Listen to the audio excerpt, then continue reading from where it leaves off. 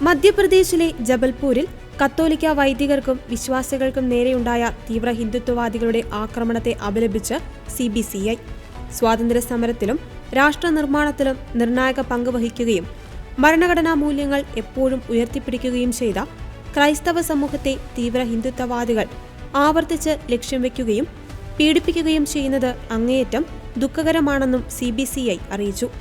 മധ്യപ്രദേശിൽ ഉണ്ടായത് ഒറ്റപ്പെട്ട സംഭവമല്ലെന്നും CBCI കൂട്ടിച്ചേർത്തു.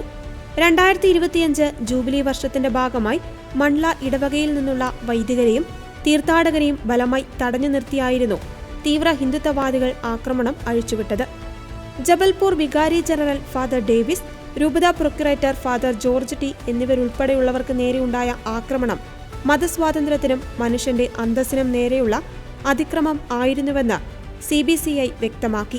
ക്രൈസ്തവ സമൂഹത്തിന്റെ ഭരണഘടനാപരമായ അവകാശങ്ങൾ ഉയർത്തിപ്പിടിക്കുന്നുണ്ടെന്ന് ഉറപ്പാക്കുവാൻ അടിയന്തരമായി ഇടപെടണമെന്ന് CBCI ആഭ്യന്തരമന്ത്രി അമിത് ഷാ, ന്യൂനപക്ഷകാര്യമന്ത്രി കിരൺ റിജിജു, ന്യൂനപക്ഷകാര്യ സഹമന്ത്രി ജോർജ് കുര്യൻ എന്നിവരോട് അഭ്യർത്ഥിക്കുകയും ചെയ്തു.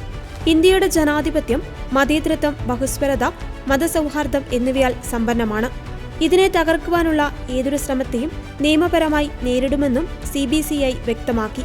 തീവ്ര ഹിന്ദുത്വവാദികളുടെ ആക്രമണത്തിന് ഇരയായവർക്കൊപ്പം CBCI ഉണ്ടാകുമെന്നും ഇത്തരം ആക്രമണങ്ങൾ തടയുന്നതിനും എല്ലാ വിശ്വാസ സമൂഹങ്ങൾക്കും നീതി, സമാധാനം, സംരക്ഷണം എന്നിവ ഉറപ്പാക്കുന്നതിനു വേണ്ടിയുള്ള നടപടികൾ ബന്ധപ്പെട്ട അധികാരികൾ സ്വീകരിക്കണമെന്നും ഭാരത കത്തോലിക്ക മെത്രാൻ സമിതി ആവശ്യപ്പെട്ടു.